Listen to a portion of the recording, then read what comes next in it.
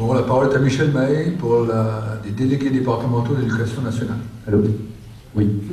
Bonjour, donc Michel Mahé, je fais partie du groupe des délégués de l'éducation nationale de Saint-Nazaire, qui intervenons donc dans les écoles publiques de la ville. Alors pour ma part, moi j'interviens à l'école Brossolette. Alors je vais faire un peu d'histoire concernant les délégués départementaux de l'éducation nationale, parce que c'est important que tout le monde sache qui nous sommes et un petit peu d'où on vient.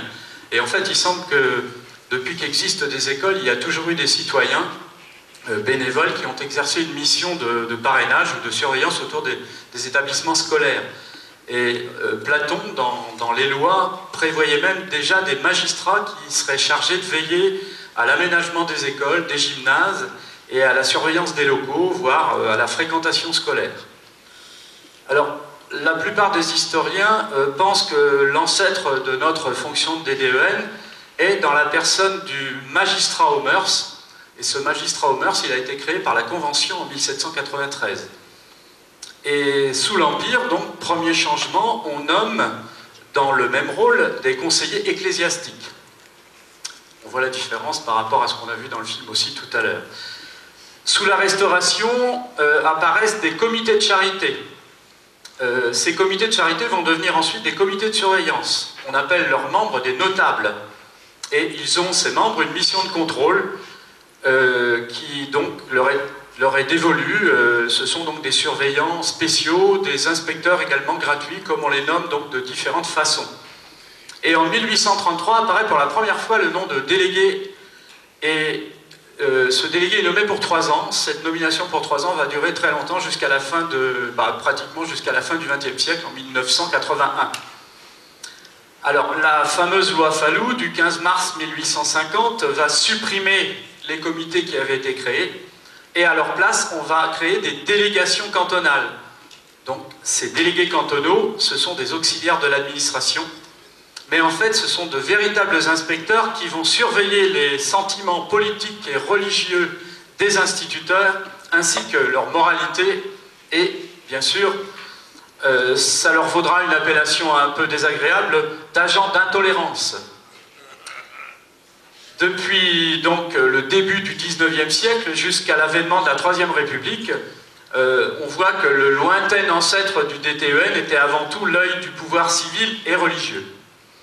Alors, changement avec la loi Goblet en 1886, et on nomme cette fois-ci donc un délégué cantonal, mais qui devient le regard plutôt de la famille et de la société. Ce délégué cantonal, c'est un homme d'influence, c'est un sage que l'on va consulter, un missionnaire laïque et républicain qui est indépendant et qui va contribuer à l'enracinement de l'école publique de son pays.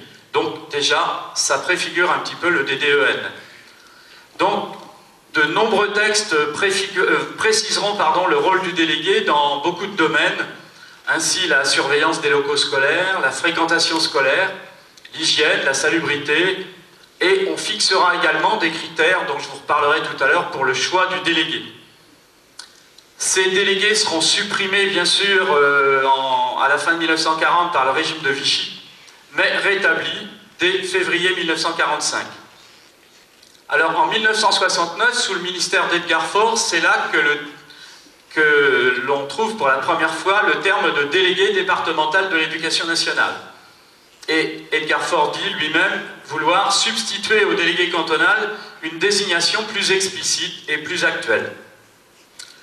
Maintenant, donc, les délégations sont alignées sur les secteurs scolaires, c'est plus logique. Vous savez qu'en 1990, on a créé les conseils d'école, et dans ces conseils d'école, le DDEN est membre de droit, et maintenant il est désigné pour 4 ans. Ce statut des DDEN régit encore aujourd'hui, avec quelques petites modifications, leur fonction, qui est étendue, bien sûr, à toutes les questions qui sont relatives à l'environnement scolaire. Alors ça, c'était un petit peu d'histoire. Maintenant, eh bien, il faut dire que très tôt, ces délégués départementaux, ou du moins les noms qu'ils avaient auparavant, délégués cantonaux, ont éprouvé un désir de se regrouper, de se fédérer, pour agir plus efficacement. Et dès 1906, au sein de la Ligue de l'enseignement, est née l'Union nationale des délégués cantonaux. qui a été transformée en Fédération nationale des délégués cantonaux par la suite. Et depuis 1969, donc, existe maintenant la Fédération des délégués départementaux de l'éducation nationale. Elle a un conseil fédéral, un bureau fédéral, un congrès annuel. Le 100e congrès s'est tenu l'année dernière, je crois, à Paris, si je ne me trompe pas, et cette année, c'était à Perpignan. Alors, pour vous donner une idée du nombre de DDEN, en 2014, en France, on comptait 14 875 DDEN.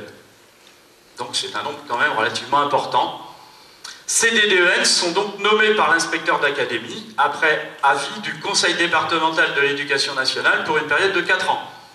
Ils sont renouvelables, mais aussi révocables.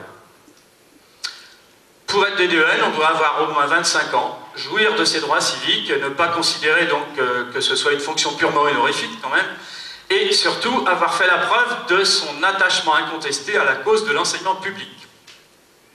Donc en ce sens, on peut dire que la mission du DDEN s'apparente fortement à celles qui sont définies aujourd'hui avec la création de la réserve citoyenne et pour laquelle ils ont été sollicités. Je cite: « Trouver parmi les forces vives de la société civile des personnes qui s'engagent à côté des enseignants et des équipes éducatives pour la transmission des valeurs de la République. » Alors on pourrait dire sous forme de boutade, c'est pas la peine qu'on crée une réserve citoyenne puisque les DDEN sont là. Donc on peut servir à quelque chose en fait. Et enfin, je précise que les fonctions de DDEN sont entièrement bénévoles. Alors en Loire-Atlantique, nous sommes environ 300. Il y a une centaine de secteurs, dont le secteur nazérien qui est très actif. Actuellement, nous sommes 14 DDEN et on se répartit dans les écoles de la ville. Seul actuellement, on a 2 écoles qui ne sont pas pourvues d'un DDEN, c'est l'école Buisson et l'école Gambetta. Donc on peut faire aussi, on en profite, un appel au peuple, si quelqu'un veut rejoindre les DDEN, c'est le moment. Nous avons d'excellentes relations avec la municipalité de Saint-Nazaire. Et pour finir, donc un petit détail aussi, mais qui a son importance, on a participé pour la 2e année consécutive à l'organisation des concerts des jeunesses musicales